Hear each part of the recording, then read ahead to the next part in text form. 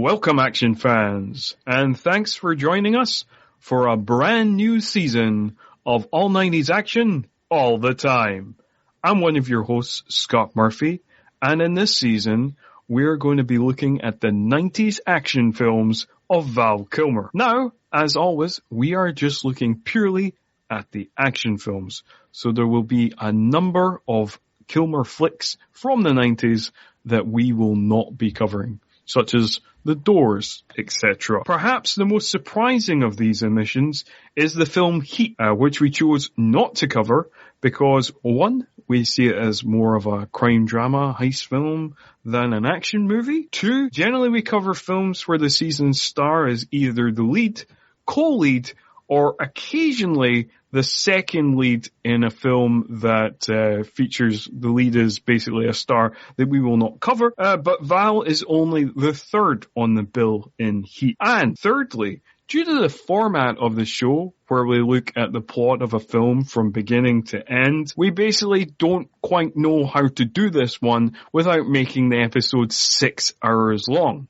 However, if there is a crazy demand from the audience to do this film, we may do it as a special, possibly a two-part special somewhere down the line. Anyway, now that all that's out of the way, let me introduce you once again to my regular co-host. He is 1/3 of the Bloodhound Picks podcast. He is a screenwriter, and he is a man who loves investigating a good conspiracy. It's Mr. Craig Draheim. Welcome back, Craig. I'm just here to protect the integrity of the American dream, Scott. I wondered where you were going. I wondered where you were. It's not a particularly zingy film. No, well, actually, no. It is in parts, but it was either that or You Can't Break My Spirit. But okay.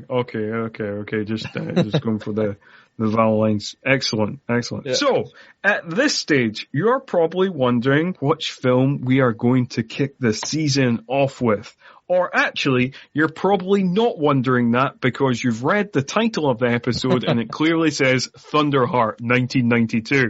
So you know. But what you might not know is the background details I'm about to hit you up with right now. So, Thunderheart was released on April the 3rd, 1992. It was directed by Michael Apted, whose notable credits include the likes of The Coal Miner's Daughter, Gorillas in the Mist, and the James Bond film The World Is Not Enough. Although, here in the UK, he is probably most famous as a documentarian, particularly with his association with the Up series, which was a documentary series that looked at a group of children who were 7 years old and then revisited those same people every 7 years. It started in the 60s.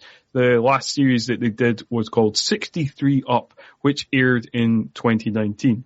I don't know what they'll do with the series now going forward, if they will continue it, because Michael Apted sadly died this year. But the film was written by John Fusco, who also's notable credits include the likes of Young Guns 1 and 2, Hidalgo, and as a Scotsman, I feel obligated to say that he also wrote the sentimental tosh that was the 1996 Ted Danson film Loch Ness.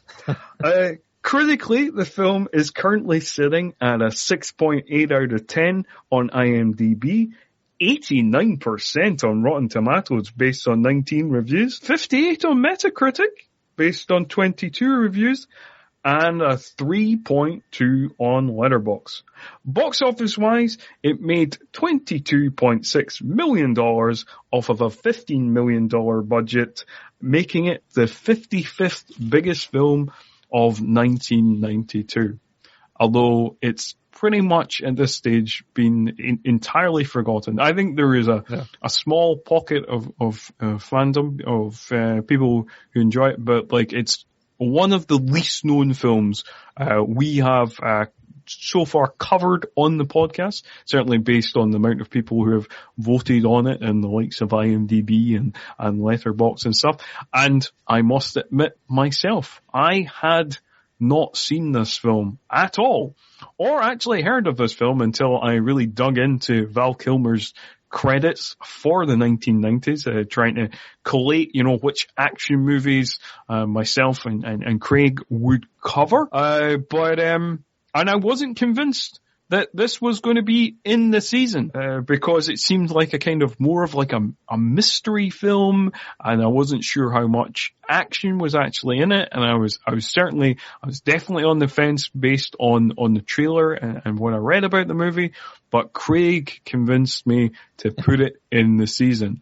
And I'm glad he did, because it turns out it is somewhat of an action movie. So, I have no history with this film, but Craig, you have a little bit of history with this film, so tell us a bit about that. So my dad bought the DVD for me many years ago, and so yeah, I watched it, I think the first time I watched it was, I'd say 10 years ago, and then a few years back I tried to do a rewatch, my partner, but there are some kind of hard moments in it, especially if you are someone like her that has indigenous heritage and all that. Oh, okay. Of watching. So yeah, it's not really, in some aspects, a feel-good action movie, or some, or mindless action viewing. But yeah, so I've watched it about 1.5 times, I think, but I remember he got it for me because he said, Val Kilmer is good in this. There's a kind of great standoff scene that really shows his acting ability or something like that. And then that's really all I knew about it going in. But no, I remember enjoying it. I think I was fortunate enough to I saw Graham Greene perform live. He was playing Lenny in Of Mice and Men when I was about 17. And, for the most part, most people only know him from Dances with Wolves or whatever it may be. And I really liked this one because I thought he was, I think he's a good actor. And even though he's still playing the Native American character, which is, he's kind of been typecast as, he was given a little bit more to chew on, where, there's elements of this that kind of enter that, not a buddy cop, but, there is elements of a buddy cop movie in this film. It's a very interesting film in that regard, where, so the movie is obviously partly based on real events, and it's kind of connected to the documentary that Michael Apted did, which I've not seen, called Incident at Ogallala, which is about many people would say the wrongful conviction of Leonard Peltier, I think that's how you pronounce his name. Yeah. Yes, I believe that's how you pronounce his name. Hopefully so. If anybody knows the proper pronunciation and wants to pick me up on it, that's fine. You can do that. So that's what the documentary was about, and it's kind of connected to that. And it's also connected to the events of the Wounded Knee incident in 1973, when there was a standoff between the American Indian movement and the FBI. So it's kind of connected to that. So you got this kind of documentary feel, plus this kind of buddy cop movie, plus it kind of feels a little bit like something like Mississippi Burning, and it's a somewhat of a weird stew of a movie, but it's interesting. Yeah. No, as I was kind of sending messages to you, I guess after I was watching it, I was like, yeah, and then there's like a kind of neo-Western element thrown into it. There's definitely a heavy, neo-Western feel to it as well, definitely. Yeah, then obviously spoilers, but when we get towards the end, there's also like the, like a 70s conspiracy thriller, and it's a ton of stuff that kind of thrown in, but there is, because again, spoilers for the end, but again, this is your official spoiler warning. Yes. As we, in every episode, we're going to discuss the whole plot from beginning to end, so we're going to spoil the whole movie. So if you've not seen this movie, you really want to see this movie, and you don't want it to be spoiled, please go away, do that, and come back and listen to us talk about it. Yeah. So yes. But yes, towards the end, there is like a weird Chinatown element as well. So you got Chinatown, you got Mississippi Burning, you got a bit of a buddy cop, you've got a Western, there's a whole, there's slightly documentary vibe to it. There's a whole load of things going on. Yeah. And I mean, so obviously having Val Kilmer in the role, who's traditionally, blonde hair, blue eyed, and all that, it kind of has certain elements that I know we'll get into of kind of like, even though he's playing someone who is, has half kind of Native American in him. In this movie, he's a quarter Native American. Yeah, a quarter, yes. But he, and so there's the worry of it being like especially nowadays from a kind of modern lens, being the white savior element, which it gets into a little bit, but then, I don't know, I think there is kind of a nice amount of focus. Like it also kind of focuses on the culture and the people as well, where it's not just like one of those movies where it's just pure devastation and then, the white man comes in and saves the day and it's not. Yeah, I don't think this movie has as big of a white savior complex as something like Dances with Wolves, to be fair. Yes. I don't think so. And we should maybe point out, and again, I cannot officially confirm this, I am just taking this from the mouth of Val. According to Val Kilmer himself in interviews at the time and in subsequent interviews, he claims he is a 130. He's a 32nd, 132 Cherokee. Okay. So apparently, according to him, he does have some Cherokee blood from a great grandmother. Okay, well that's helpful. Yep.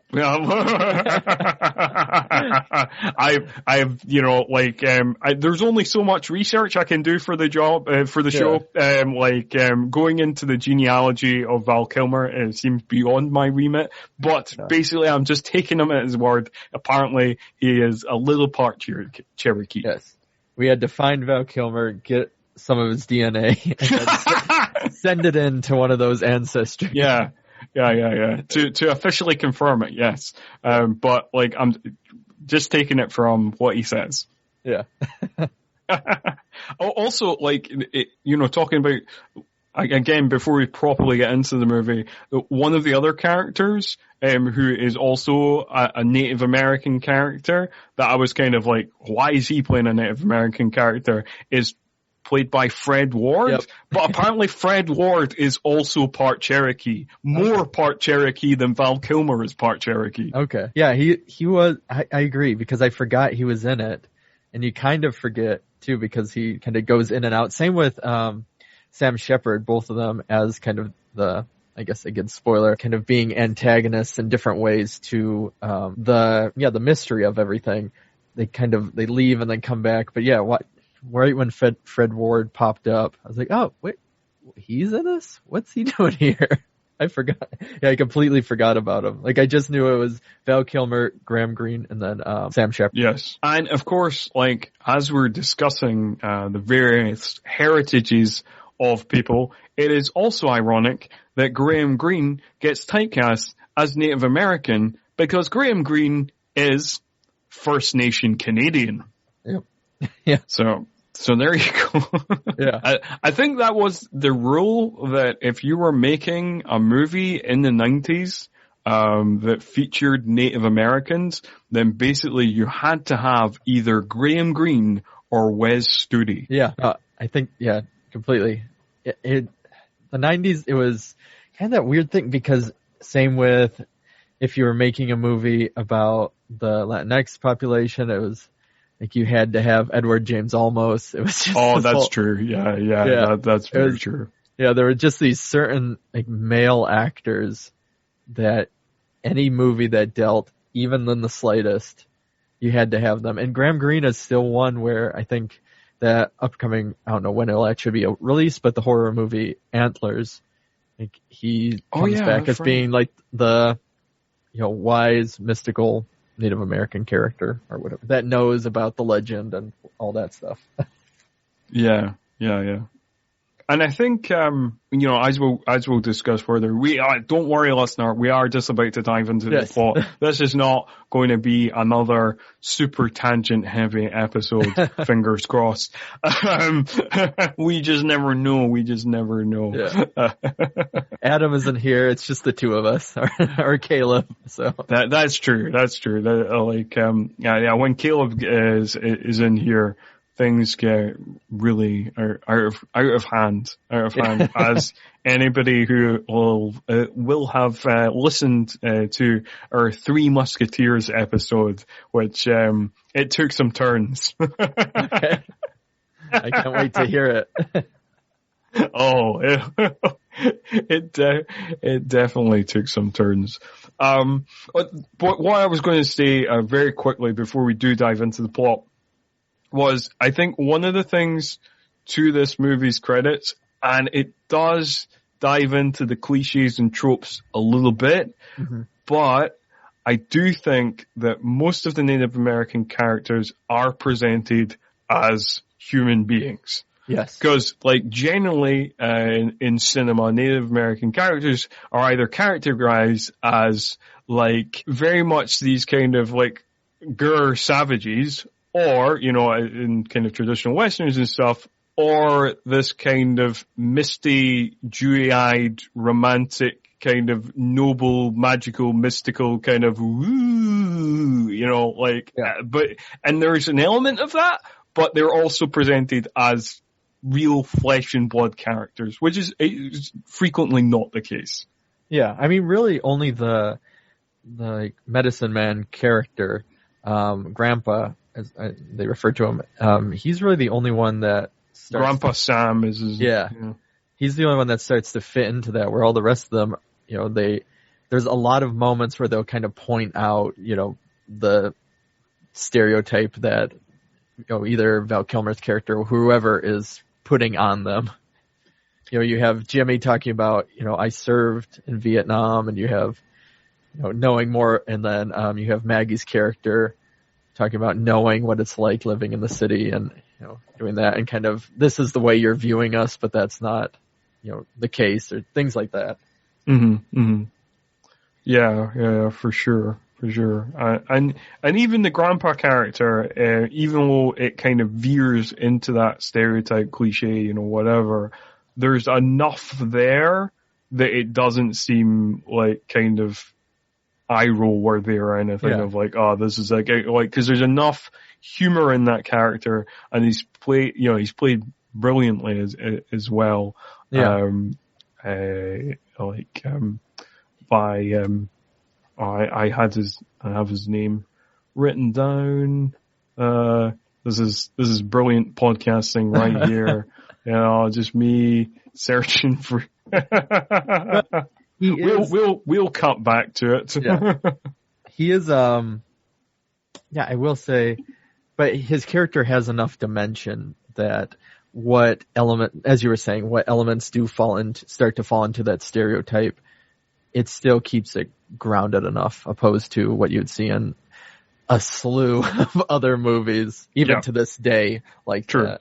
Yeah, the actor is called Ted Thin Elk, and it was his first role as an actor, and he brilliantly plays the character, and there's enough nuance there, the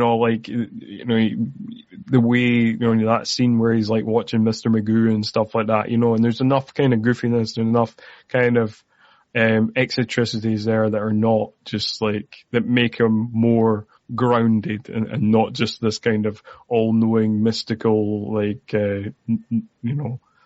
noble character that, is kind of, you see in a lot of films. So, do you want to kick the plot off for us, Craig? Let's do it. So the plot starts with kind of moonlit tribal ritual where we see where there's the chanting and there's the dancing around, but these characters eventually, as the sun comes up, they start to fade as they seem like they're spirits or ghosts, whatever you may call them. And then what we end up seeing is a man running through this this field, and he ends up being shot several times in the back and flies forward into the water. And yeah, basically that's our opening, and we jump right to DC where we see Val Kilmer.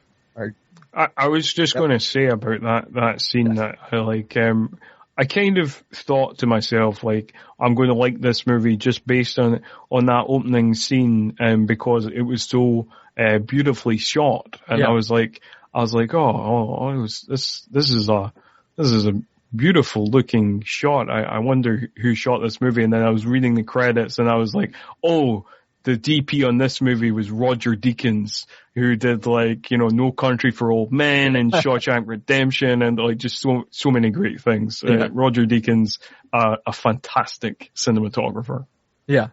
No, it's great. It looks well. I like just all the colors that they use too, and the contrast and everything about it. Yeah. But then you get these kind of, seeing these open areas, and let's jump to DC where you have, him speeding down the road in a convertible, and you can tell he's either late or something because he keeps looking at his time. He's kind of, he's very, I guess, either headstrong or he's very ambitious. You can tell with his character where he keeps passing people. He's just trying to get to work, and it leads into later on where he almost is a little bit triggered. He's willing to jump the gun. Yeah, quicker than one should. He doesn't really think it through. He just wants to, move ahead in his promotions, and he's ambitious and all that. And this is how we actually kind of see that he is kind of maybe getting a promotion. Not really, but he's getting a promotion strictly because he has Sue in him at one quarter. And they want to, because there was a murder on a reservation in South Dakota, and they want to send him because the FBI, basically, even though he's not connected to his heritage in that sense, they just want to send him there to kind of, simmer down any sort of tension and saying, no, see, the FBI is good on this. We're sending one of your own to handle the situation. Yeah. And they get into the whole thing. Yeah, so he's been promoted for racist PR purposes. Yeah. And, also, we should note that he's also getting these orders from Law and Order's Fred Thompson, who always plays these characters. Yes, and he makes sure to say things about, like, helping these people move into the modern age and things like that. So obviously there's some bigotry going on within it, but they're trying to be, trying to make it seem like they're PC, and they're trying to handle it accordingly. But yeah, it goes by really quick. He just handles that, and then it jumps basically right into him arriving in South Dakota and being picked up. I feel like there is the odd heavy-handed moments in this movie, and this is kind of one of them where he's kind of staring longingly at a kind of traditional Sioux costume. Yeah. And kind of contemplating his heritage and being all surly about it. It's like, yeah, okay, we get it. He's conflicted about his heritage, and, it doesn't need to be there, really, I don't think. No. Yeah, it does it several times. Oh, I forgot to say that his name is Ray Lavoie. Ray Lavoie, that's his name. Yeah. Yes, and he makes sure to constantly say that. They try, even who he meets, Frank Cooch, or it just goes by Cooch. He's kind of like a his name's Frank Cootel, but yes, he goes by Cooch. Yeah, and and Cooch is kind of saying, like, trying to make him sound more, Sioux by saying, oh well, his name is Ray Little Weasel. He makes the joke about that or things like that, but Ray is very clear, like trying to distance himself, even though he has to for this job, from his tribal heritage. So he kind of keeps jumping and saying, my last name's Lavoie, and keeps doing stuff like that. Yeah, absolutely. And yeah, we immediately get the impression that Frank Cootel, the Cooch, whatever he's called, played by Sam Shepard, is an asshole, because he doesn't want Ray to be there, and he's makes it very clear that he's just there because of his heritage, and he makes him like turn his face and says, "Oh yeah, from a certain light you look like." I can't remember what specifically what he says it looked like, but like obviously some Native American character from a movie, I think. So he says that, and then he goes, but besides that, you being here is like pissing in the wind. That's what he... What a welcome, eh? Yeah. You land in South Dakota. That's what you get.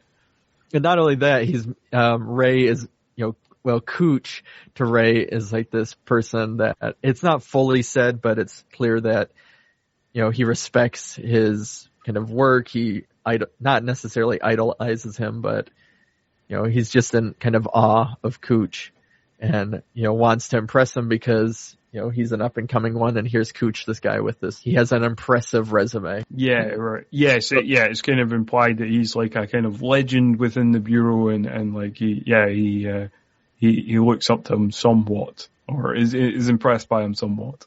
Yeah. But then we pretty much, a lot of this is kind of built, quick building and world building, which is nice, and you can kind of really see that documentary history that they had because it really kind of sets up the world better. You get a sense they're driving around the reservation, and you see it in these aspects in shambles and things like that. And there's a lot of that is kind of one element of this movie. There are a lot of talking car scenes. They're just talking about the reservation.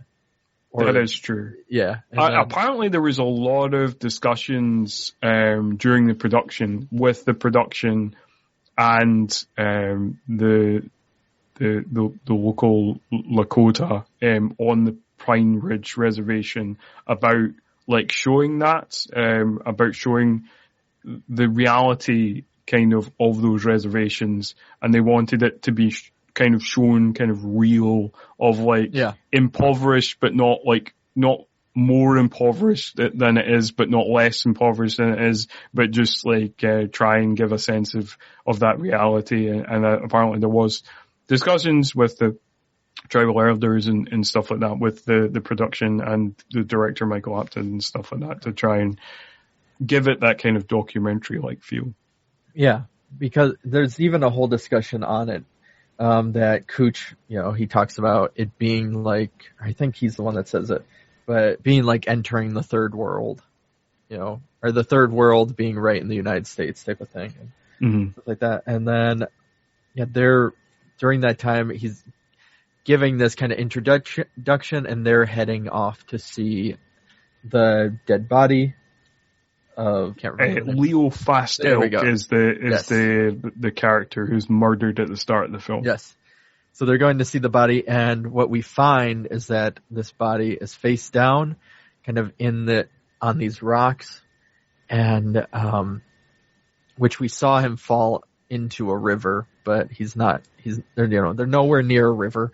So he's on these rocks, and then Ray is sitting there and he's analyzing, saying, it looks like this must have been by M16, like he's giving all of this, and then Cooch says, no, that's not it at all. Like you're wrong. This is just from a lever action, and he explains it, and they go through there, and he even says, you see, this is the feather with the circle around it, which is for aim, which in this movie was the Aboriginal independent. In this movie, it's ARM, the Aboriginal Rights Movement. Yes. The real organization that it's patented after is the American Indian Movement. Yes. And so he says this is one of their kind of symbols, so that means that they did it. And he's just kind of willing, they only have 3 days to do this, or they're going to be kind of stuck here longer. So he's like, they're the ones who did it, let's do it, get it out of the way. And then it's most likely this man named Jimmy, so let's just arrest him and call it a day. Like he just wants to finish this up. He doesn't really care about all that.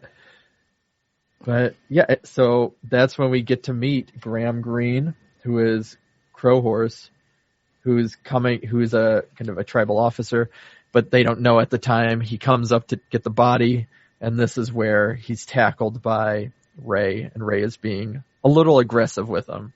I mean, he's been super aggressive. Like, he, like, pounces on him, and then he puts the handcuffs on him, and then I think at some stage when he's got the handcuffs on him, and he, like, kicks him. Like, it's really heavy-handed. Yes.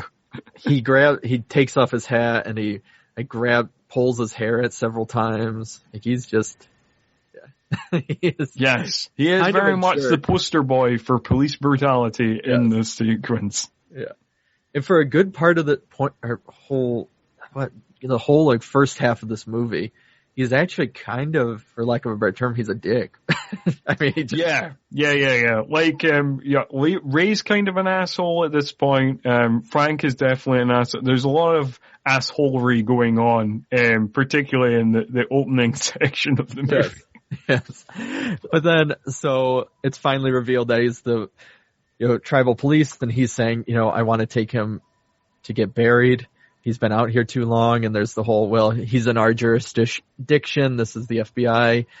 And there's this back and forth, and then him and Ray are officially introduced, but he can tell right away by giving some, talking about the burial and having her to go pass, or to make his journey. And then he also says some things in his native language, which Ray doesn't even pick up. And so he can kind of tell that Ray isn't really that, just like what we were talking about in the beginning, that Ray is just being sent there as kind of to simmer some of the tension, but he's not really, it's not authentic, him being a Sioux. No, not at all. Not at all. And then, we kind of race on forward. Immediately, like, Graham Greene, as much as I like Val Kilmer in this movie, and we'll talk more about Val Kilmer's performance and how I think he gives a really good, relatively understated performance, particularly for a Val Kilmer performance. Yeah. And I think it's well done. But, like, the best thing in this movie is Graham Greene. And, like, he's so kind of...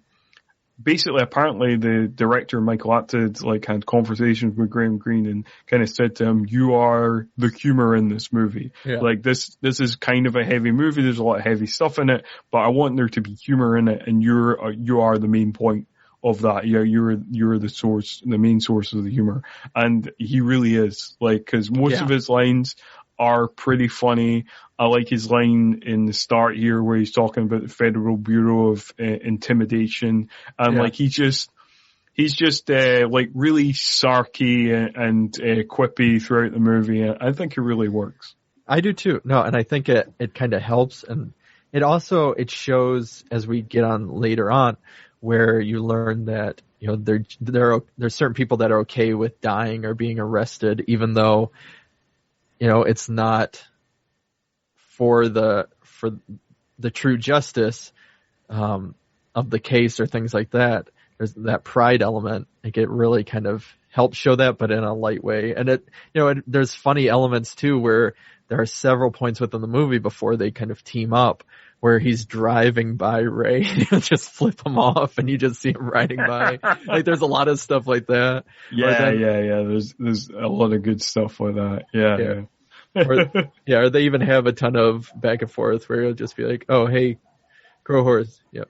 Fuck you. And then that's it. But it's not like a fuck you as being buddies. They're just a good portion of the movie is them just telling each other to go fuck themselves and then, going on about their investigation. Yeah, that's true. But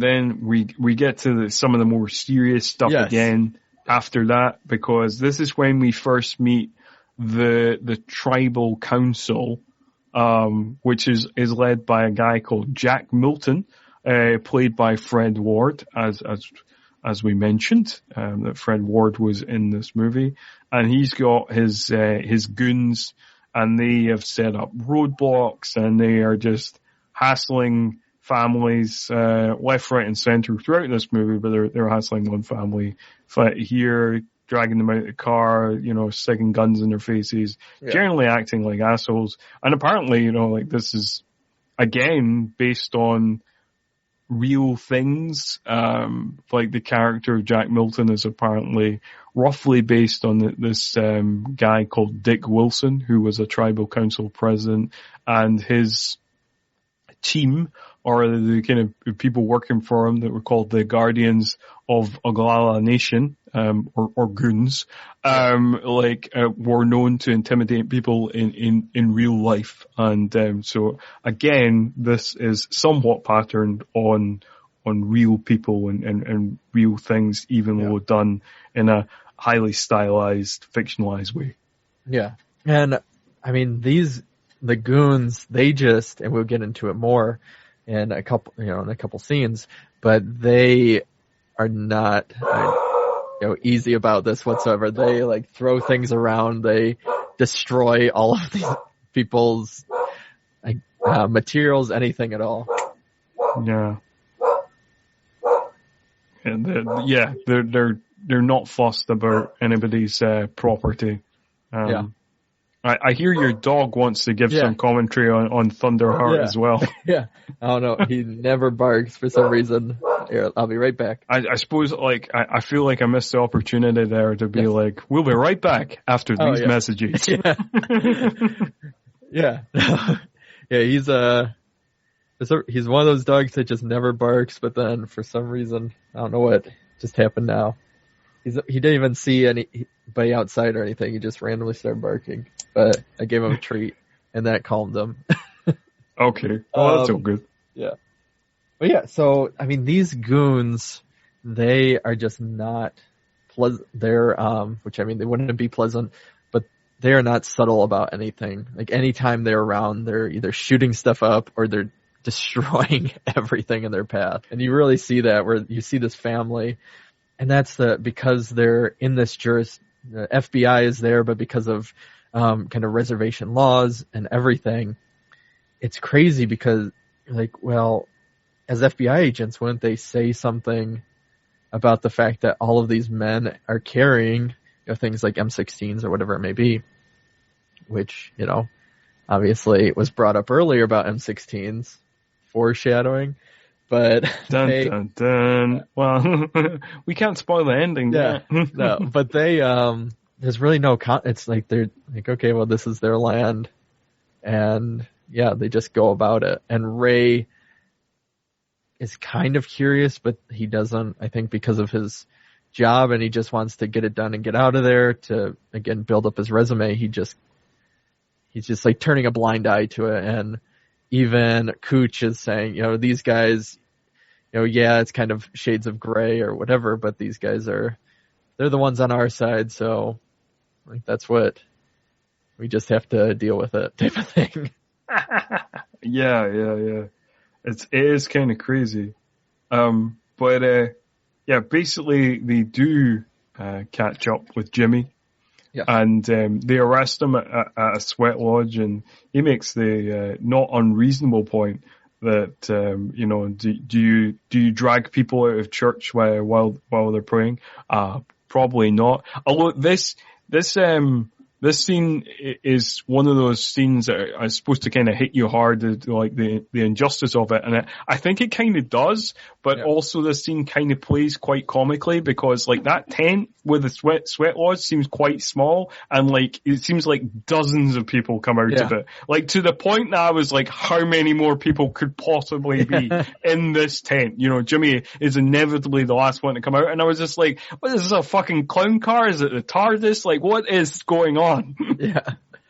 No, they do. And this is where we first get a very quick meet with Grandpa Sam, who he kind of looks at Ray in a way, and he's following behind Ray a little bit. But that's really all we know for right now. It'll pop up later.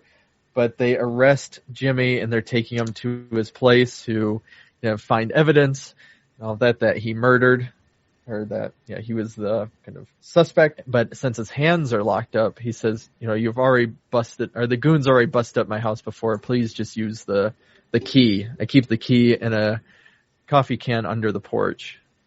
And so Cooch reaches for the coffee can and is attacked by a badger, out of all things, which then has Jimmy sprint off. And then Ray just, apparently in the FBI, you're not trained to shoot except fire randomly, which is the big thing of this movie, because everybody's just firing. And again, it's kind of one of these weird things because of the somewhat documentary nature of some parts of the film that like really ground it and really give it this realism, like the silly parts seem more silly. Yeah. So like this part where it's like just your typical kind of action movie shootout with people shooting blindly at nothing, it makes it seem funnier than it would in just your normal action movie. Yeah.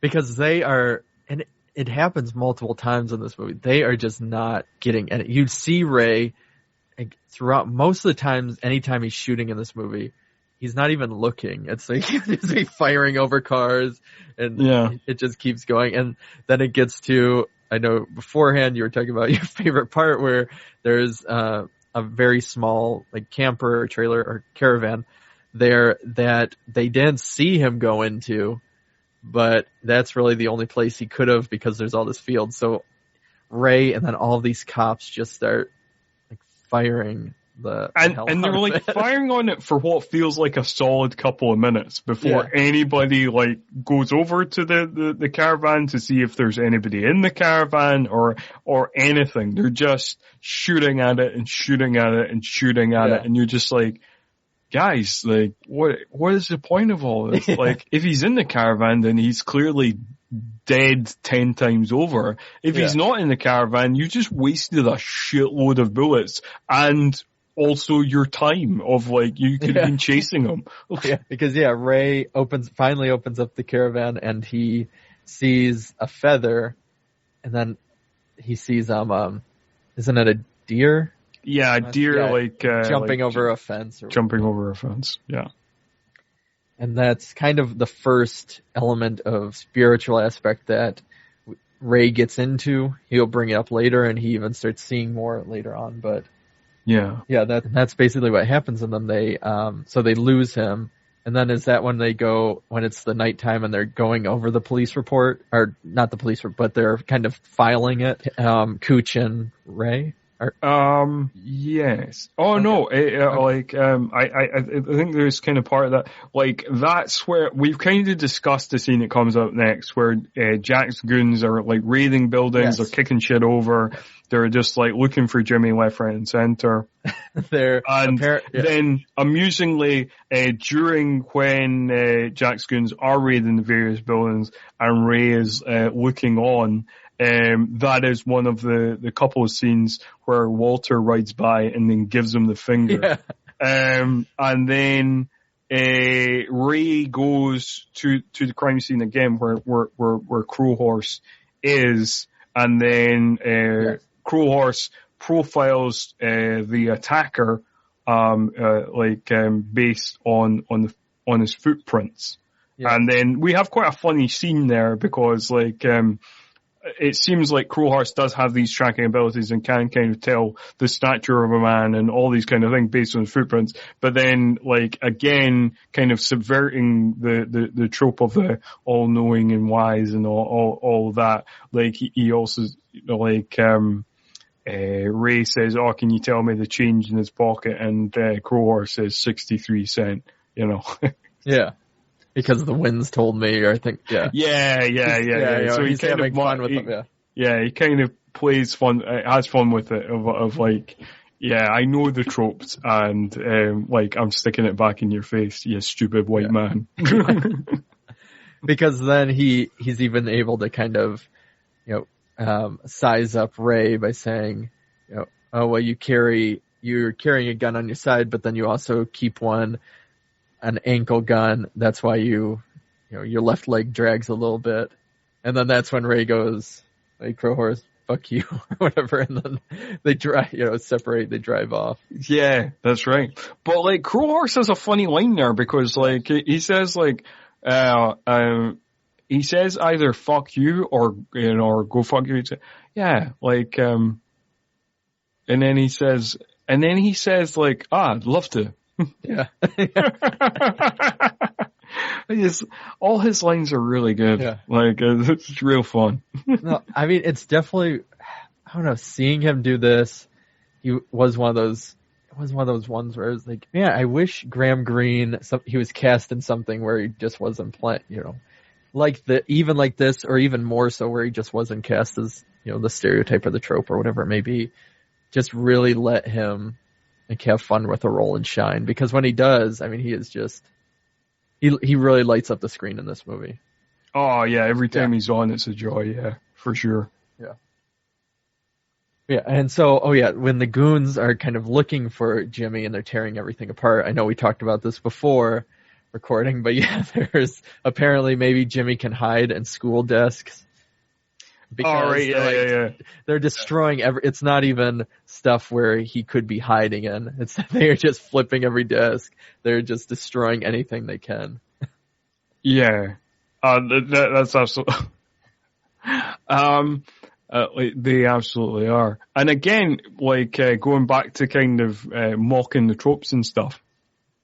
The kind of next scene is, Ray goes to further investigate based on Crowhorse's kind of tip. Yeah.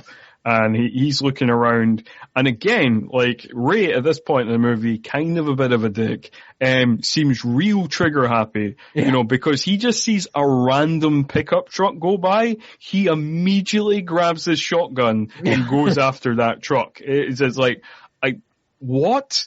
But it's a pickup truck of a woman and a bunch of children and a man in a wheelchair. Like, it's not like one of the goon trucks where they're all sticking out with guns or anything.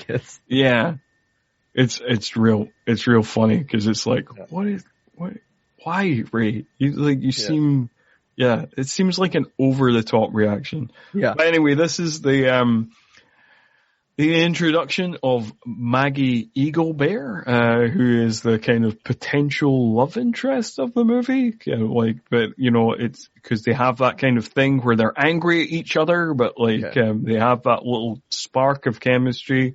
But it's kind of set up like it's going to be like a romance or something that might happen, but then doesn't quite work out that way. But this is her introduction, and she played by Sheila Tousey in her film debut. Yeah, and again, I think she does a really good job, and this is another one of those roles where it brings in kind of that, as we've been talking about, that they're real people. It's not like the trope or anything. She's very down to earth, and she cares about her people, but she also kind of, knows the laws, and she knows, and she's just there trying to help her people. And she's schooling him on different things about, kind of his bias or how he's, treating his ignorance, I guess, more so. Yeah. I love how she takes the piss out of him by being like he's trying to ask about the whereabouts of Jimmy Looks Twice. And, she's just like, well, I don't know, don't you know that Jimmy can shapeshift? Oh yeah, because she at one point said she saw him, a few miles back on the road, but he was did she say he was a coyote? Or she said something, I can't remember. I think he was like a deer or an elk or something. Yeah. And then because he has it, he's scribbling this down up until the point where he's like, oh right, I'm being had. Oh great. Yeah. And of course she knows her rights and she doesn't want to deal with that. And because he wants to talk to her grandmother, or at least who she calls grandmother. And, but yeah, she won't say anything, and says, it's just not it kind of implied, a lot throughout this that they, because they don't trust the FBI, they don't trust any more of the outside government, that, they just continuously try to handle it within their own, because there's no use in trusting these outside forces, especially the government. Yeah, that's true. And then this is when Ray has his first vision where like after he's like been denied to questioning Granny because like Maggie's proven that she knows the law and basically is like, nae warrant, nae speaking to Granny. And then Ray goes away, but then he kind of looks into the forest and he sees like this vision of like the Native American tribe, clearly from way back when, you know, in the late 1800s, doing this ghost dance. But then they kind of fade away, and he kind of does that thing that people do in movies when they've just had a vision, kind of shakes his head and like kind of like, oh, I must have been seeing things. Yeah, and it's similar to the same thing we saw in the opening with kind of them disappearing as the sun comes, even though it's clear as day at that point, but. And then this is where we get into... Yeah, this is where we cut to the bar, where Ray and Frank are making up the report and saying, like, pretending that instead of Jimmy just getting away after a badger bit Frank, that what happened was there was like 4 or 5 guys who like ambushed them, and then like Frank was stabbed in the hand, and all this kind of shit went on, when clearly we've seen that that's not how it went down at all. So they're just... And Ray seems, at this point, entirely fine with fabricating reports. Yes.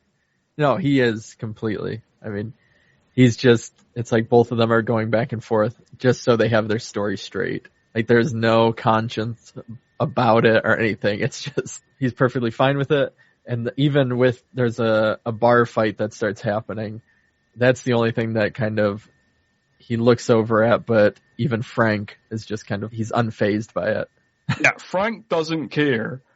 Ray glances over it once and then kind of looks to Frank as if like to say, shall we do something about that? Frank doesn't react, so they just immediately go back to talking about it's quite a weird scene because like there is just this bar fight going on in the background where they're like, yeah, so like when we send the report, and it's like this is like this somber kind of like scene going on in the foreground, and then this kind of wacky bar fight going in the background, and you're like, oh, this is kind of weird, but yeah, all right. Yeah. Yeah, they don't really, yeah. And then, like, again, you know, I did not expect this much action in this movie to be fair, because like I was kind of on the fence and including it, but yeah, I definitely feel like it's an action movie because suddenly the bar is set on fire by somebody's throwing a bottle through the window like a kind of petrol bomb, and like the bar is on fire, and then we get more people jumping into cars and just shooting wildly at the night. Yeah, Ray, Frank, they run out, the bartender. They're just all going out, shooting their guns off. Like, there's not even a car anywhere nearby anymore. There's nothing there. Just why? So much wasted ammo in this movie. Well, and then that's where another part where it's, you know, here's the FBI. They're supposed to be by the book. Like, right, you're not saying anything? Just all of these random citizens, like, just firing guns. Nobody's like, hey, maybe we shouldn't be doing that because it's illegal or stuff like that. Yeah, I know. It's kind of crazy. But yeah, we just move immediately on from that. We're forgetting all about that, like all the gunfire and craziness. We move to the next day. Ray's riding his car a little bit too fast, and then we get another funny scene with Walter, where again, you know, making fun of the tropes. He pulls him over, and then, like, Ray says, you know, like, oh, I want to see your radar, you know, like, you see you know, like, cause you're just claiming that I was riding 59 in a 55 zone, whatever. And, Walter's like, oh, I don't need the radar. The wind told me, like, he's driving 59. Well, so what's good about this too is so he pulls him over because Grandpa Sam wants to talk to Ray. So it's for that reason, but yeah, he still gives him the ticket. And he's like, yeah, you can go to tribal court if you want to dispute it, otherwise just pay it. Just send it in the mail. Yeah. Like, kind of, to be fair, I suppose Walter in this part of the movie is kind of a bit of an asshole too, but he does it in such a funny way that you still fully support all of his actions. Yeah, because I mean, for Walter, you think he's dealing with these FBI agents probably day in, day out, and all these other people. You're like, there's more, I guess, reasons for him to be an asshole to all of them. Like, yeah, that is true. That is true. I think you definitely feel that, and that's so you let him away with it because he does it in such an entertaining way, and also he's getting all this discrimination slapped in his face. So this is his little get back, and you're fully on board with it. But so he ends up following Walter to the house of Grandpa Sam, who Grandpa Sam is just kind of watching an old black and white TV of Mr. Magoo, the cartoon. So as far as Ray knows, Grandpa Sam does not speak English, so Walter is kind of the one interpreting it. And this kind of goes back and forth for a bit with a couple scenes where Ray just wants the facts and the answers to the case, but Grandpa Sam doesn't really ever talk about any evidence or what he saw or stuff like that. He's just talking about, the dreams, and that Ray came to him, or he saw Ray in a vision, and and so there's kind of this pushback that Ray just doesn't want to hear because he wants the information that he's not getting. Yeah. And again, after that scene, we also have another funny scene between Walter and Ray where they're kind of talking back and forth, and I think basically just the kind of end of the scene with Grandpa, Walter translates it as he doesn't know, with the answer to Ray's question, and then they come out and Ray says he just gave the whole Gettysburg Address there. What did he say? He didn't say, I don't know. And then basically Walter is saying he said you got to follow the owl and do this, and Ray's the medicine man says follow the owl. Is that it's just a fun back and forth. Yeah. And two, so up until this point, Ray has had these they're obviously meant to be expensive Ray-Bans, and as part of it you have to do a trade. So he gives the Ray-Bans to Grandpa Sam, and Grandpa Sam gives him a rock. And then, so when, at the end of it, he's going to his car, and Walter's saying you should listen to him and take him seriously, he just sees Grandpa Sam put on the Ray-Bans and kind of just enjoying himself. So he's like, oh, okay, sure. No. That's how he's handling it. But he does learn something important about bringing gifts to elders, which generally consist of tobacco. So he brings a kind of care package for Grandma that involves a good couple of cartons of cigarettes. Yes. So I'm thinking at least 400 cigarettes are delivered, plus some kind of fruit and veg. Yeah. And she just welcomes him in, even though Maggie is trying to say not. He's not allowed in. But Grandma's look, he's brought all those cigarettes. He must be okay. Yeah. So he starts to kind of get, again, most of this movie, even now, he's not getting full information, but he's starting to see the little bits about kind of how it's working there. And that, and you kind of hear a little bit, not fully, not until later, but people are being sick from the water, and you kind of are getting hints at what's to come finally, which doesn't deal with necessarily or saying that the murder was a small part of a bigger issue. Yeah, for sure. He's starting to learn about the injustices and stuff, and they're, Maggie hammers a bunch of case files on the kitchen table of oh yeah, why don't you investigate the 61 other murders that happened on this reservation and the suspicious circumstances of them, and then one of the kind of weird, awkward moments of this movie happens where it just real casually drops that Maggie started a women's shelter because she was raped. And then this is not mentioned again at all. And it just seemed real jarring of just being like, wait, what now? You can't just drop a bit of character information on us like that and then never mention it again. Yeah. Well, and that goes with, I don't know, it's some of those aspects where you hear so much about, well, especially in the States, that, some of, or the most crime is against Native American women. And yeah, right. There's so many that go missing each year and all the stuff. And that's so like when the case files happen, you see that one of the deaths were ruled as a suicide, even though he was shot in the back of the head. And then, he talks about her life in terms of saying, I know you went to, was it Minnesota and you got your degree? Yeah, it was Minnesota, yeah. And, and that she was raped, and then starts that, and then she's been doing all of these different things to help her community. And so he's kind of saying, well, I'm trying to help your community and figure out who killed them. But then they're interrupted because there's a truck roaring down the road towards them of the goons. Yes. So this movie that I wasn't entirely convinced was an action movie, we're not even halfway through, and this is our third shootout of the movie as this home is totally shot up, and Maggie's son is shot in the arm. And at this point, I'm like, oh well, this is way more of an action movie than I thought it was going to be. This is. I thought this was going to be a kind of cheat episode, but actually, I don't think it's a cheat episode at all. No, they even,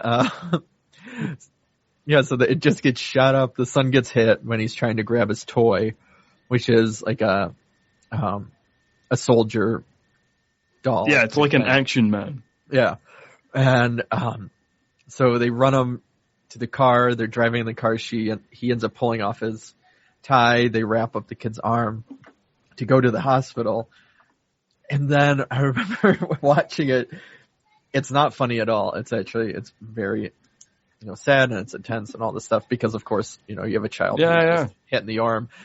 But there being this element because they bring in the child who's been shot to the doctor, and the doctor is just like so unenthused. They're just like, okay, wait a minute. Yeah, there are no beds. So, yes, I noted this down in my notes, because I thought it was so weird. I don't know, it's just a weird actor's choice. I think, because I've put in my notes, rather too laid back doctor. Yeah. Because like you said, they bring him in, he's a bloodied child who's clearly been shot, and the doctor is doing something else, and Ray's oh, we need a bed. And then the doctor nonchalantly says, there's no other bed. And then Ray clears the desk of the doctor and plonks some of the child on the desk, and the doctor then very calmly finishes what he's doing with the woman he was taking care of before, and then just turns round, it kind of rolls up his sleeves a little and just kind of says, okay, let's see what's going on here then, with no urgency whatsoever. And it's just what the fuck is this doctor on? I know, and it's not, any person being shot is horrible, any child being shot is horrible, but you're this is a 5-year-old child screaming, and this doctor is acting this way. It's so mind-boggling. And then you're sitting there watching and going, wait, what is going on? When the doctor asks that, it's how do you not see what's going on? Obviously there's a clear bullet wound in this child's arm. It's not oh, well, what happened? He got some poison ivy on his face. It's not oh my God, we're gonna have to, send this kid for an MRI to investigate what has happened. It's clear they fucking shot him in the arm. This doctor is the most baffling character in the whole movie. He's just in this one scene, but I'm just what? He doesn't make any sense to me. Yes. But then this is the point where, Ray is kind of still, he still has his alliance to Cooch and the FBI and all of that.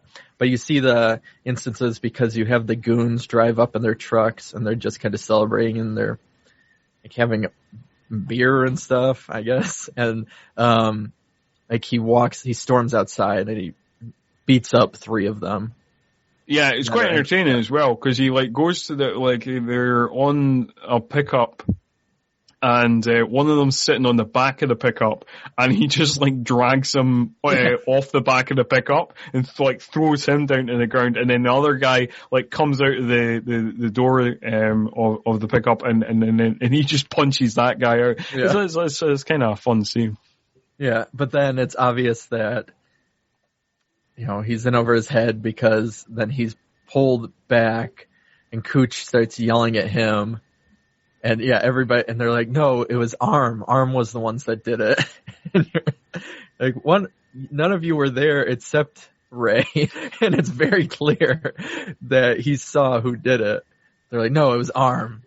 What are you doing? These are the guys on our side. And you just did that because the Arm thought that she was an informant, so that's why they were going to kill her. It wasn't these guys who definitely did it, but who you definitely saw doing it. And so and so he just kind of is like, fine, whatever. I just want to get this case over with and be out of here. Yeah. And then he is ordered to kind of surveil Grandpa Sam, which he does like a bad job of. They don't know he's there. Because Grandpa Sam is, Walter is looking on, at, Ray surveilling Grandpa Sam. Grandpa Sam is having some trouble, carrying along a metal bucket. So Ray, goes to help him out. And this is kind of, like, I suppose, like, this is the big turning point for Ray's character of him stopping being an asshole, like, directly after, like, the boy being shot, basically. Yeah, and so there's at first it starts with the joke, because there's a dog, like obviously a mutt that comes up to the car, and it's a stray, and he, like, has milk, and so he opens up the carton, but he says, "Is that you, Jimmy?"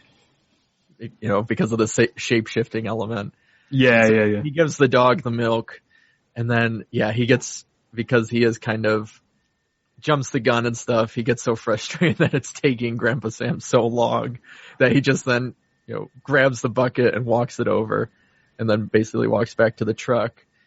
And then the dog is now sitting in the truck with him. So And this is the big kind of transformation for Ray, because, this is another one of the scenes where, like him and Walter, like, go off, but like he jumps in his car, Walter jumps on his bike and gives him the finger again, and then they go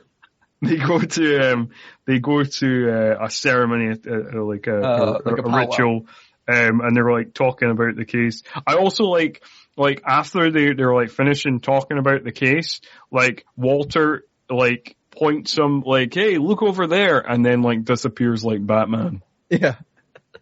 And then, too, about it, so he talks to, one of the people he talks to is Richard, who's the man in the wheelchair. Richard Yellowhawk. Yes, who's connected to Maggie. I'm not sure how, I don't know. She was in the car with Maggie when she was dropping the kids off when they first met. But yet, nobody is nice to Ray and, like, saying thank you for the fact that he just helped, keep this child safe or anything like that. Richard comes up to him in the wheelchair and says, yeah, well, out here I'm an FBI full-blooded Indian. Is how he says it. Yeah, so like the first time we see Richard, when he first meets Maggie, Richard is a dick to Ray, and calls him the Washington Redskin, which is like, I don't know, like, does it kind of being racist if you're I don't know, it's kind of like the thing of like when black people use the N-word. I don't. Yeah, I'm not sure. Yeah. So I don't know if that counts. Anyway, it's insulting. Like, we know that. We know that. Because you shouldn't be using terms like that. And that's why they're now called the Washington football team until they can find another name. Yes. Anyway, there is another ceremony that they go to, where Grandpa is like passing the peace pipe around and reciting stuff at a fire pit. And then this is where like Ray has a flashback to his, I think this is where Ray has a flashback to his childhood. Yes. Where he's being kind of cuddled by his dad. But like his mom is like, get away from him. He's drunk. He's mad, like, and then like Ray has like a little bit of a freak out at this point and is like, this has all got too much for him. And, then he, like, this is kind of where like kind of Walter becomes his friend as well, because Walter's like trying to counsel him. He's not trying to cancel him. It's this, the truth.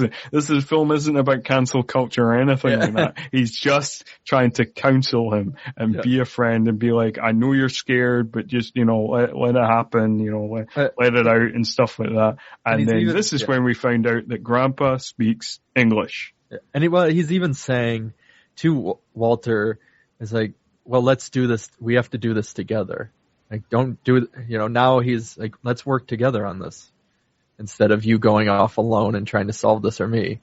Yeah. But then, Grandpa speaks English, but he only does it when he's really mad. Yes. Apparently that is the rules that Grandpa abides by. Yeah. But what's interesting, so going forward now, it's like, so they're buddies, Walter and Ray, but they're secretly being kind of buds because they come across the whole time. Walter is saying, like, the car went missing. He's saying all this stuff. It's not adding up. And so he's sitting there and Frank and Ray pull over to see Walter. And Walter says, oh, can I use your radio? I have to call it in because there's a missing car that's in the river.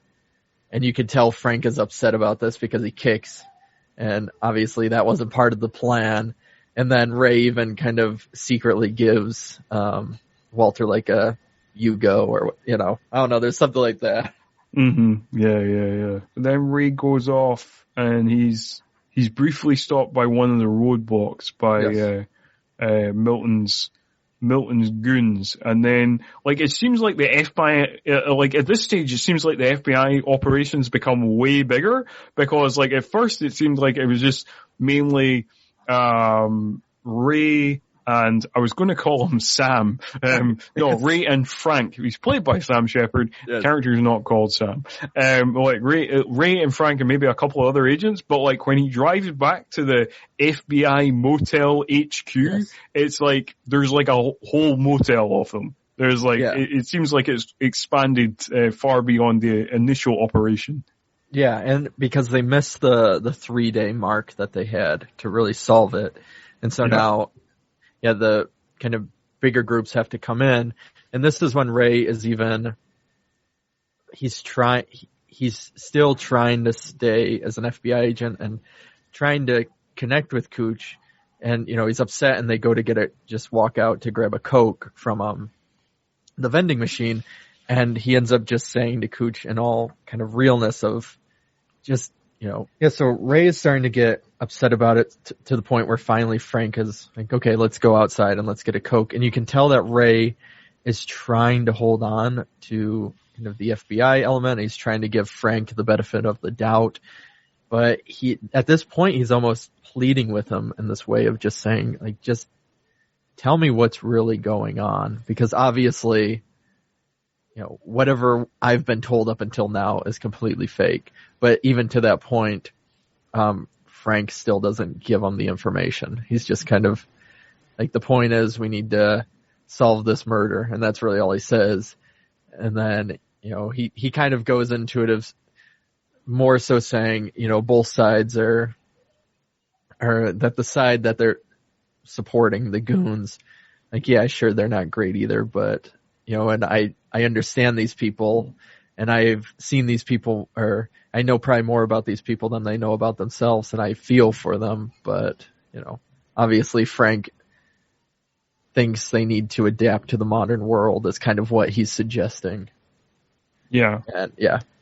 Yeah, it's quite, and again, like, all the performances in this movie are good, I think, and it's kind of cool because, like, you kind of know that Frank's villainous somehow. You're not quite sure how, but you're kind of like, I feel like he's probably at the end of the day like a bad guy, and he's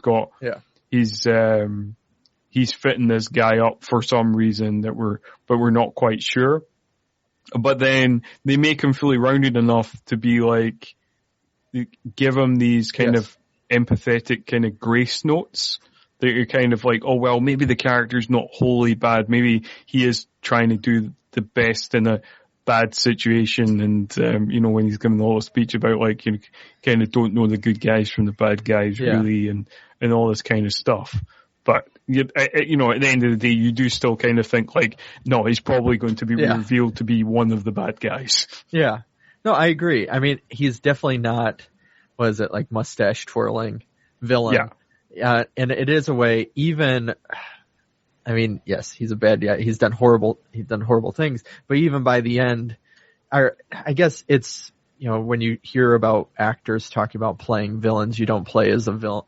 You don't go in going, well, I'm the bad guy. You go in that the villain believes they are right in a way. And you can tell that he approached that role in that way, that however he's going about it, he believed that was the right thing to do. But, it obviously wasn't. It was the completely wrong thing. Obviously not. But yes, I mean, you often hear actors and people say that of like, that everybody's the hero of their own story. Yes. So like, most bad guys don't think that they're bad guys, and you have to play them, and you have to find the, kind of emotional center of them, or some kind of empathetic quality to them to kind of find your way into the role. Yeah. And you can really see it here with what Sam Shepard did with Frank. But yeah, and so you kind of get this, and then it ends up going to that this is almost the point where now Ray is just like, he knows completely that like, he's not going to ever get the answer. It was like, it almost felt like his last attempt to try and understand Ray or understand Frank and get Frank on his side. But after hearing that, it was like, okay, well, I guess I'm in this alone for what's the real truth. And that's kind of seen when he goes to talk with Maggie. Yeah, coming up. Yeah. Like, because, so I'm kind of slightly, where do we go up? Where do we go next? I want to say, is it the Maggie scene, or there's probably something in between, but I know. Oh, right. No, he has like, Ray, goes back, to surveilling Grandpa. Yes. And he has like a weird dream, where he sees like a big gravestone. And he doesn't know what it's about. And then his car gets shot up. Yeah. And then we get a scene of the FBI, tearing up a campsite. And I think this is the first scene that we see like a weird kind of micro cameo by Rex Linn, who we've come across a few times in Cliffhanger and in Breakdown. He's in the movie like twice, and he says like maybe 2 lines, and like in both scenes you just kind of skate by him, and he's not even fully in the frame when you see him, but you just know he's there. And when I saw him in the cast credits, I kind of thought he was going to be a proper character, but it was he's just like he's barely in it. Was he in our Seagal season? Or no? I feel like he's the only actor that's transitioned through, or that's been in each season so far. But he might not have been in Seagal. He might have been in something. Like, I honestly can't remember if he was in the Seagal season. I remember very clearly he's in Cliffhanger because he's the main character there. And also, he is an important side character in Breakdown. Yeah. I can't remember if he turned up in the Seagal one. We'll have to see. Yeah, I'll have to look it up. Tune in next week when we will when you can discover if Rex Linn was in the Seagal season as well, being the continuing thread that glues this podcast together. It's Mr. Rex Linn. But. So yeah, he has that, and then, but yeah, so, because this is before, all that stuff is before his kind of very vivid dream, because it goes Maggie and then the vivid dream, but, so, this is, like, before he goes to visit Maggie, he gets, your grandpa turns up at the campsite that being teared up by the FBI, and basically gives Ray, like a bullet. That's like a federal agent's issued bullet cartridge, and then Walter points out that he's discovered Leo's car. Leo Fastel, the guy who was murdered at the start of the movie, his car, and then like in the back of the car there was a big jacket. For a guy who's obviously way bigger than Jimmy, and in the pocket of the jacket, like Ray finds a raffle ticket, and at this point doesn't trust the FBI at all, so pockets the raffle ticket and then puts the jacket in evidence in one of those big evidence bags. And I did again, because the movie is realistic in some ways, like all the silly bits in the movie really stand out, and I was really amused that everybody was collecting evidence. Nobody had gloves on or anything to get, like, it was so entertaining to me. Yeah. No, you could kind of tell that, and it fits a little bit with the movie in that aspect where it's like, again, the FBI, they were going in, that their story was, it didn't matter what the truth was. It's like, they chose what the cause and the story was going to be, and then that's what it, that's basically how it was going to end up, regardless of the truth.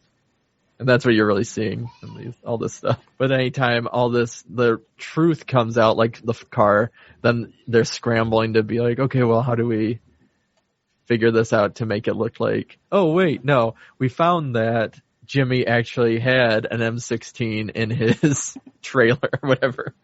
Yeah. That wasn't planted evidence. We just found it. Just so happened to find it.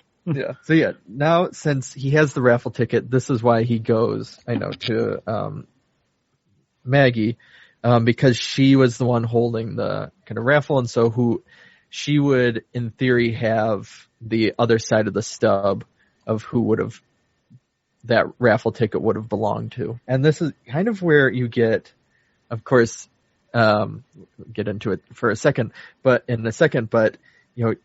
that proud element of him saying, like, I just want the truth, like, why we can just have the truth, and her kind of going, well, like, that's not how it happens here.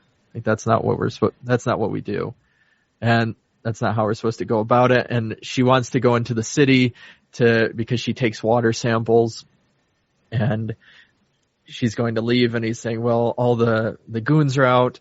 You need to be careful. Don't go. And he's trying to convince her, which obviously you hear their conversation and instantly think, oh, yeah, something's going to happen to her. It's like, it's not this was a love, this was kind of the love story between them two. They're the romantic connection. It's like, no, she's dead. You can just tell from that scene. Yeah. Kind of like her days are numbered from, for sure. From this scene. And then kind of at this point we kind of get backstory on Ray's father and how he was drunk and stuff like that. He was an alcoholic, and he drunk himself to death, and that's why Ray's kind of ashamed of that part of his heritage, and because Maggie believes that he hasn't remembered that heritage at all, but it turns out he remembered more than most people think, or he let on to most people.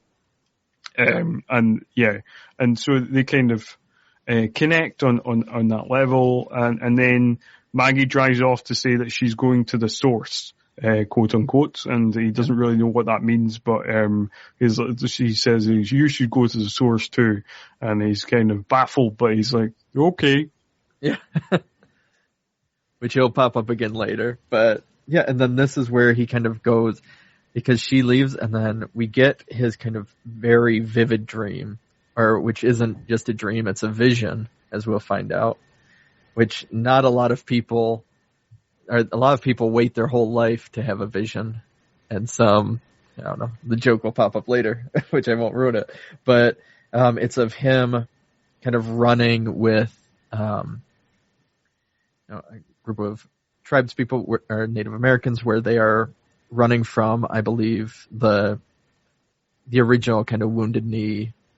Isn't it the massacre where it was like? Yeah. So this is supposed to portray the original Wounded Knee massacre of 1890. Yes, and so he's running with them as they're being shot by a man on a horse, and then kind of he wakes up to it, and he comes. And then after that, we cut to a beautiful, dramatic landscape shot of the Badlands of South Dakota.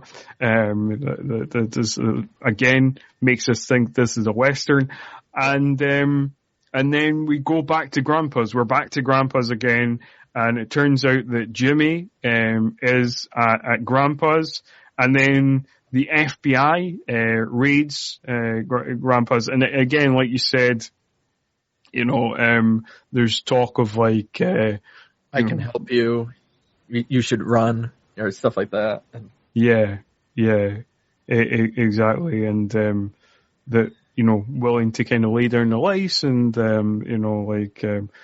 despite him being clearly the wrong guy, willing to do that for true freedom, because like they don't have true freedom, they just have the illusion of freedom at the moment, and that's what they're fighting for. And we didn't mention, or maybe we should have mentioned previously, that the character of Jimmy is played by the late John Trudell, who was one of the leaders of the real life American Indian movement, and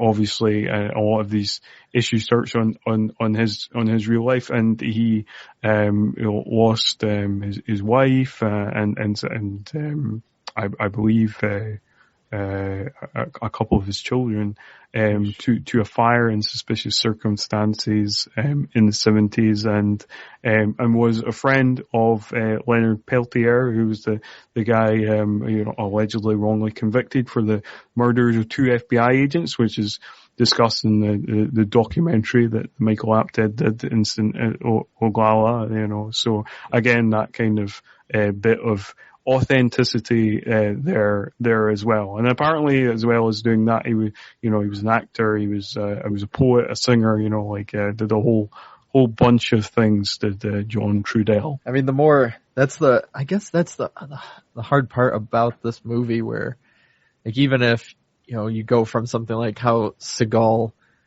tackled kind of indigenous peoples and all of that, and then you watch something like Thunderheart, which is just so much more ingrained in it, and so much more of trying to, even more than probably Dance with the Wolves, as we've talked about, of trying to present the issues at hand in an authentic way. Yeah, I think he definitely tries hard to do that. Yeah, for sure.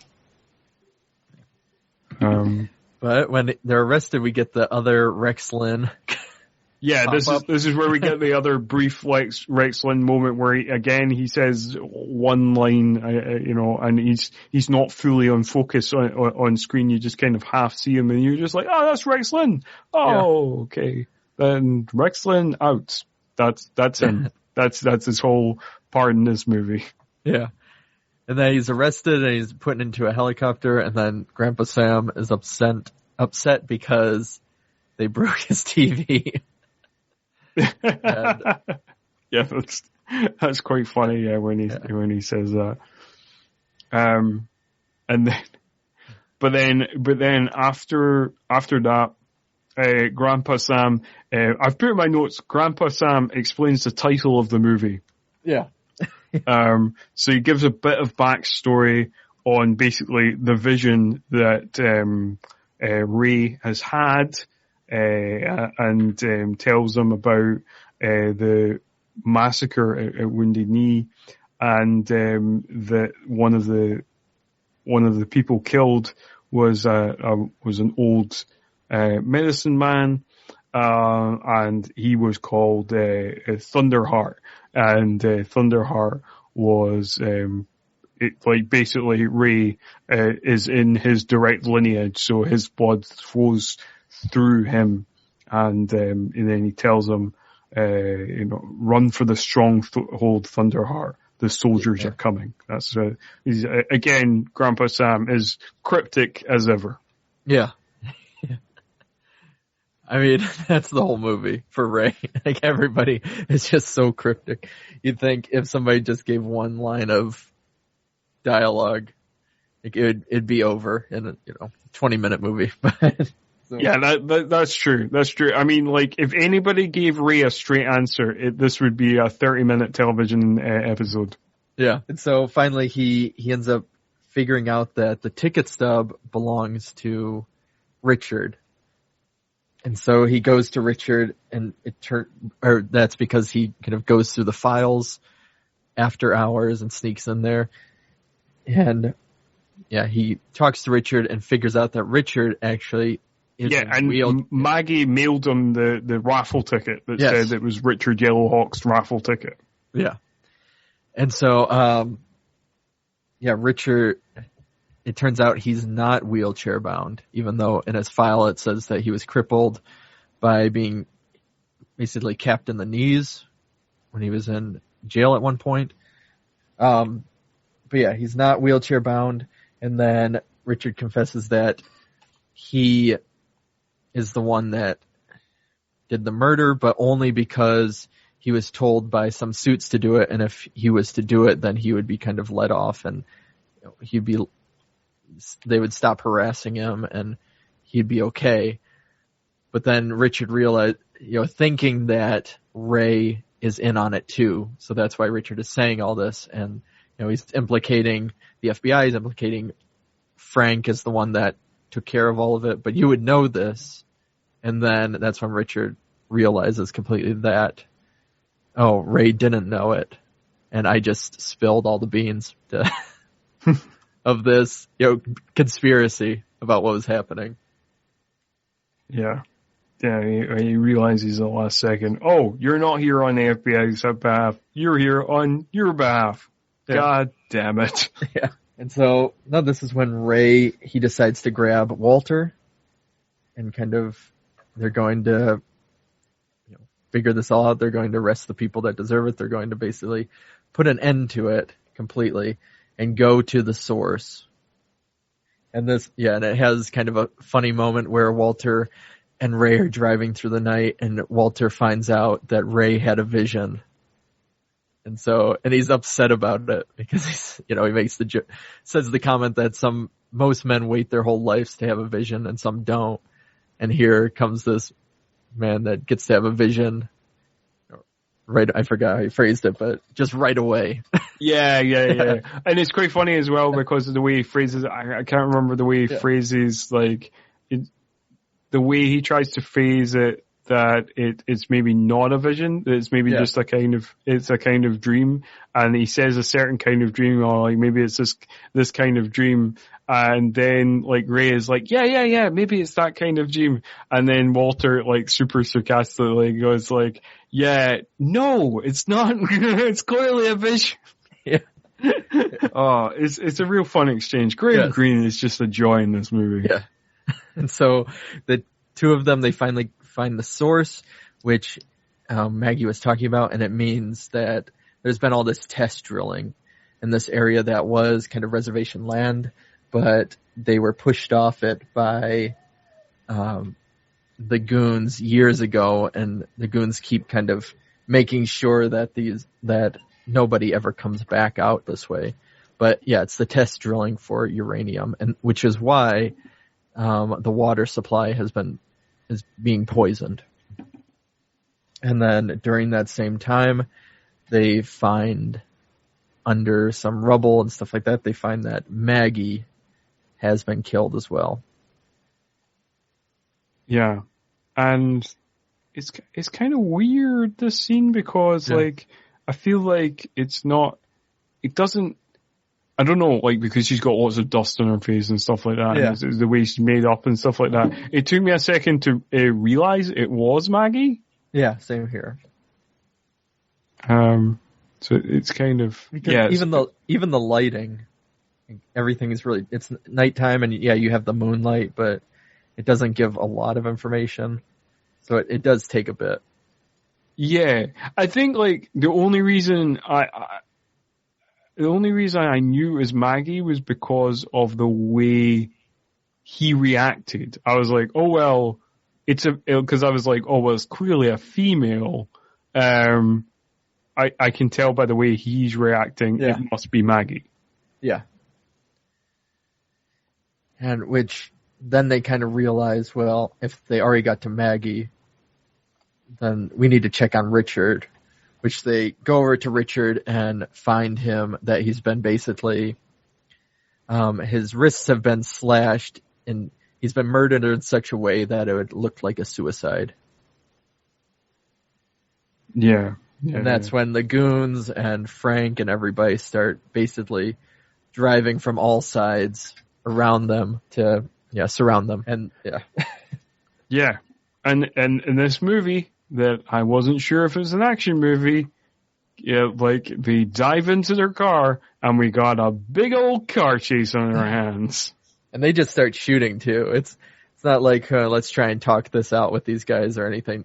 They just both kind of look at each other and run for the car, shoot, and jump in and speed off. Yeah.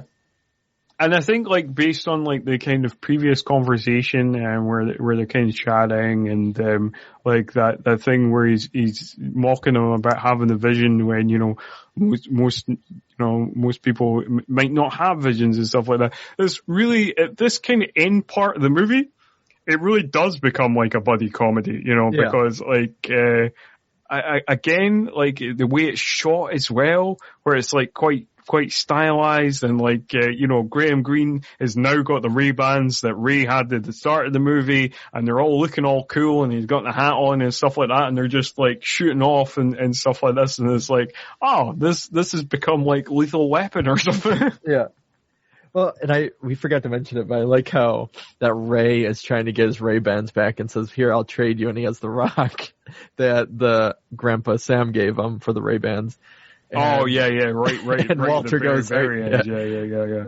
Are you kidding me? Yeah. Or he's like, are you kidding me? That's a rock. These are Ray-Bans. Yeah, that's good. That's good stuff. Yeah. But now we're in a car chase. Yes. People are firing off randomly again. Wasted ammunition, being the thing that this movie loves the most. Yes, like Frank tries to radio Ray to pull over to be like, it's all over, you can't get off the reservation. We got you surrounded, all this kind of stuff. And then Ray taunts Frank back because,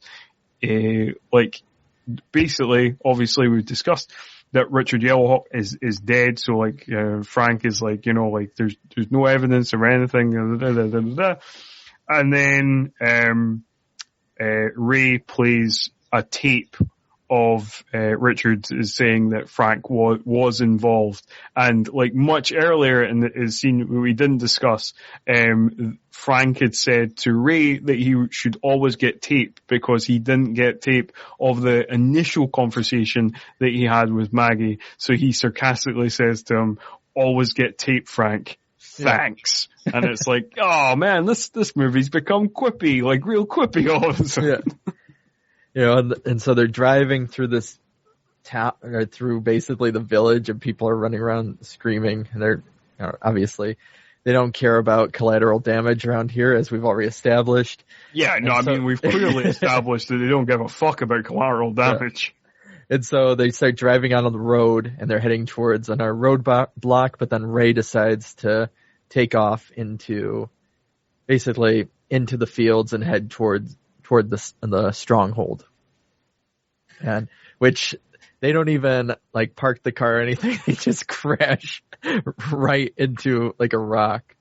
They get out of the car, and then the stronghold is, it's set up in a way where there's just cliff on all sides. So it's not like they really could go anywhere, but they just walk like a little bit so their backs are to the rocks. And even Frank, up until that point, he's even trying to, it's surprising because I think because of the fact that Ray is an FBI agent maybe or something, but Frank, even at the end, is trying so hard to be like, Ray, just listen to reason. Like, you can get out of this.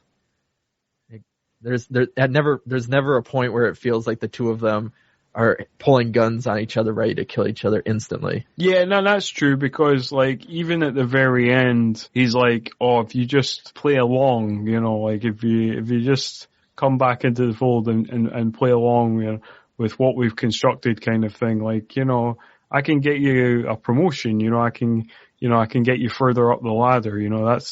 That's entirely possible. And but no, it doesn't seem at any point like they're going to kill each other. Yeah.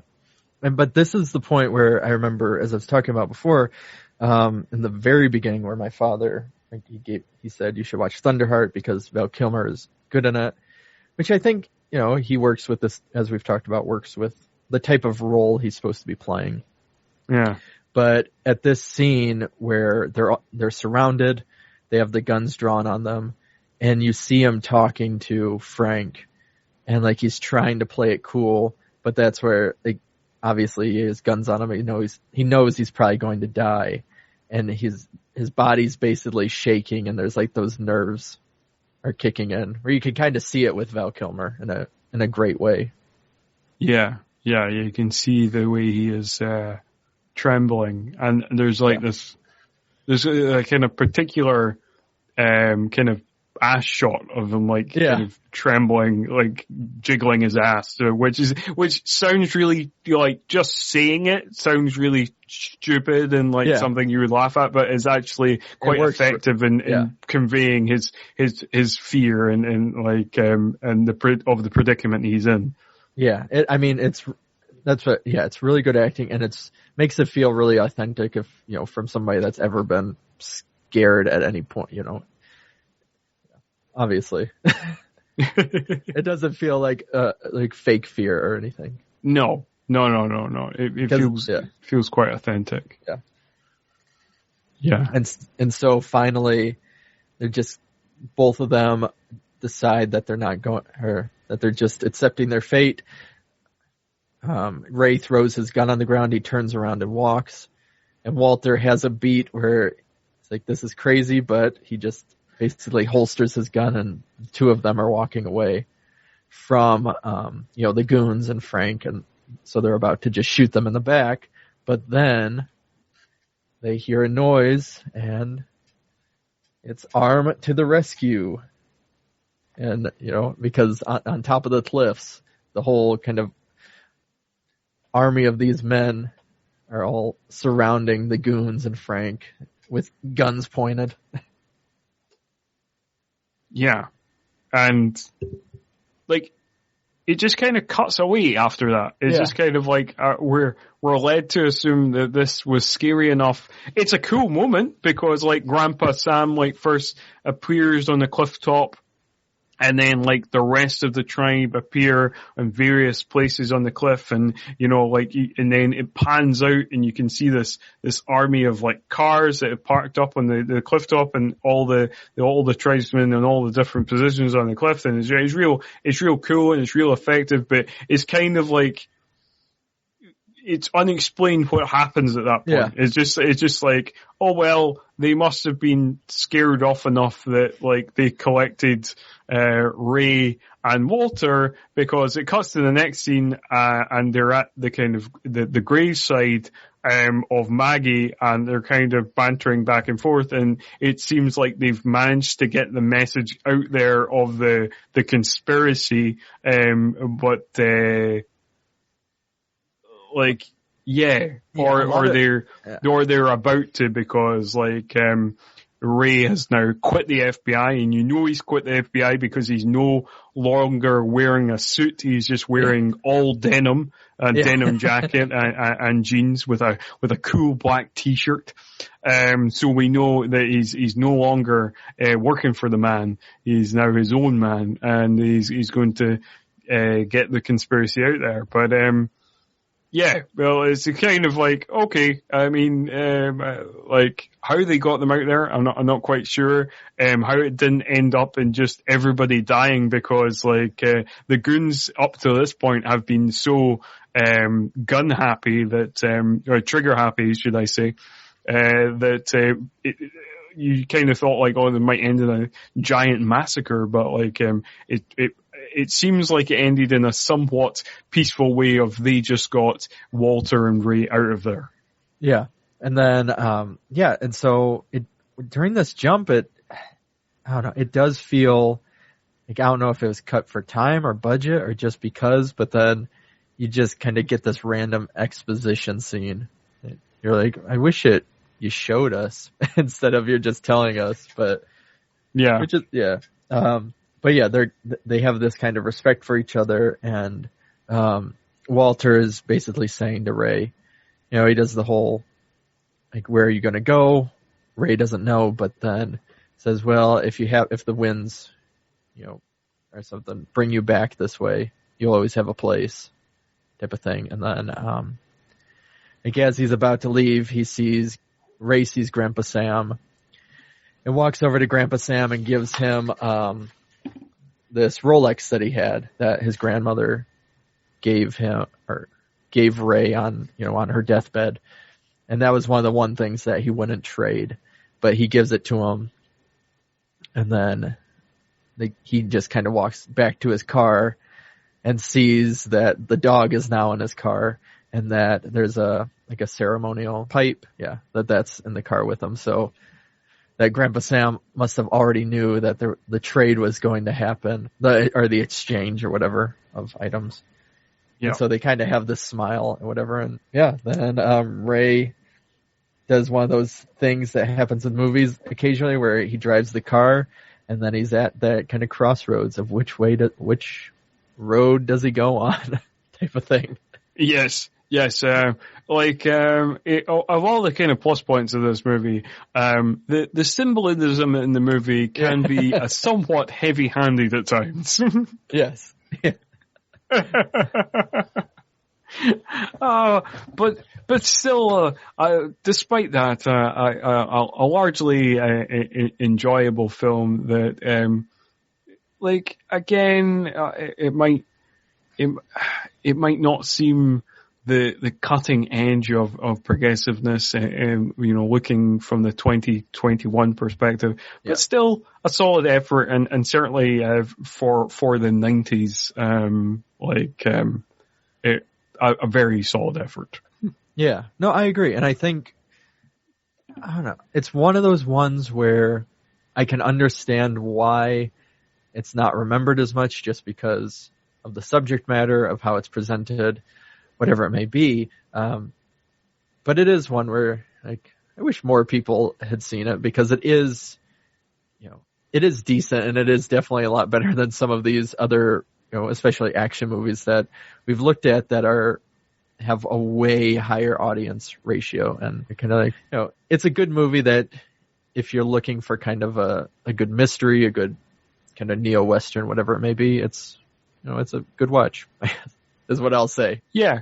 I kind of feel the same way. That it is a solid watch that I feel like probably more people should see, or more people should seek out. because it is a solid watch. I wouldn't say it's much more than that. I can kind of see why it's kind of been forgotten, just in terms of, outside of like the authenticity factor, and then kind of working to do that, like as just a mystery, it's quite, it's no more than functional. It's not, there's nothing particularly exceptional about it as like, plot mechanic wise, in terms of it being a thriller and a mystery. We've seen many things like this before, and better things. Yeah. There's none of the action set pieces are particularly, they're just kind of fine. They're okay. The shootouts are okay. Like there's nothing exceptional in terms of the action or anything. And in terms of the bare bones plot mechanics, there's a lot of stuff we've seen before. So like, there is things here, and a lot of them things are to do with the setting and the authenticity they tried to put in the setting, and basically the performances as well. The Val Kilmer's performance, Graham Greene's performance, in fact, generally the performances all round, Grandpa Sam, played by Ted Thanelk, it's great. Fred Ward is scenery chewing kind of evil, and he's quite fun, in his little bits and pieces that he gets. Sam Shepard's very good in his role, so there's a lot of things to like in this movie. Yeah, I'd agree completely in the fact that, in terms of the mystery, like as you were saying, I think, and maybe this is because of the documentary, kind of history and doing things like coal miner's daughter, things, whatever it may be, but it seems like the focus is so much on, the culture and the world building, that the actual, I guess, plot of the film kind of falters a little bit. Yeah, I would agree. That's my major, that would be my major complaint about it, like you were saying. Yeah.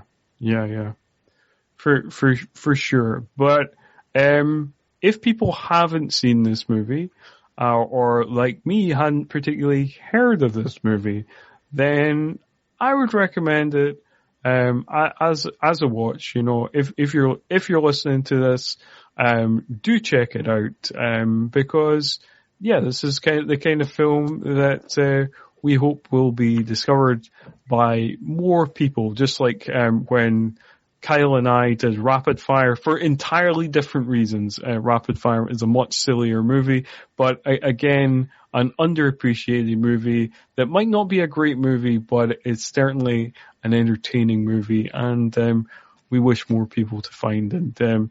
It's good.